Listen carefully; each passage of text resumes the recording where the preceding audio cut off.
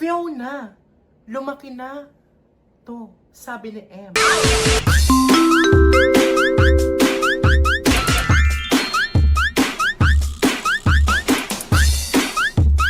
Ang kwentong ito ay nagmula sa individual na nagbigay ng tiwala at pagmamahal, ngunit nasuklian ng kasakiman at panlilinlang.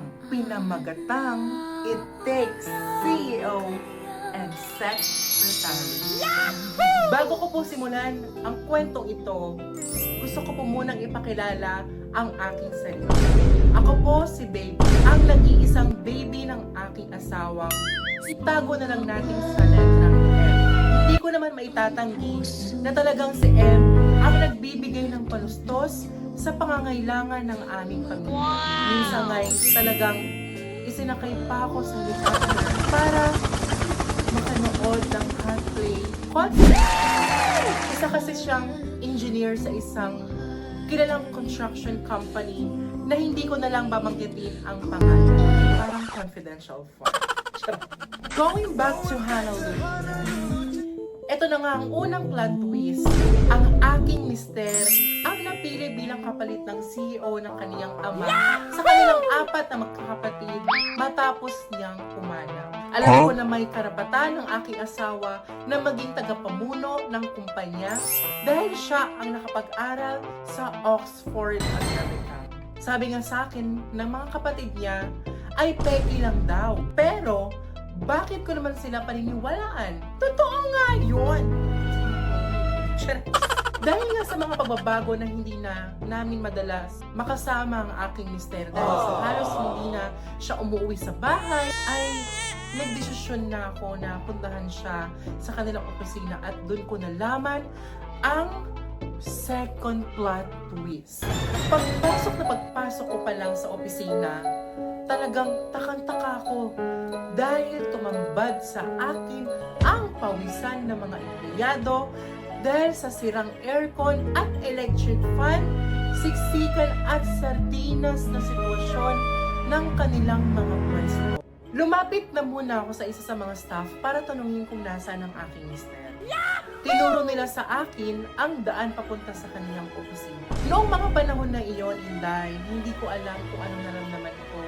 May halong lungkot at takot. Nadaanan ko ang mga sirang-sirang kagamitan, lumang pasilidad, at tila hindi maubos-ubos na papeles na nakakalat sa kanilang opisina.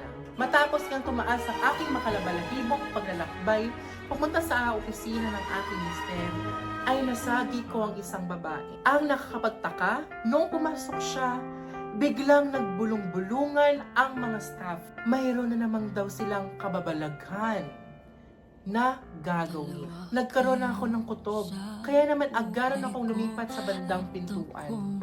Narinig kong malinaw ang pinag-uusapan ng dalawa. Fiona, lumaki na. To, sabi ni M. Sumagot si Fiona, kaya kailangan natin mas mag-ingat. Maraming nakamasid.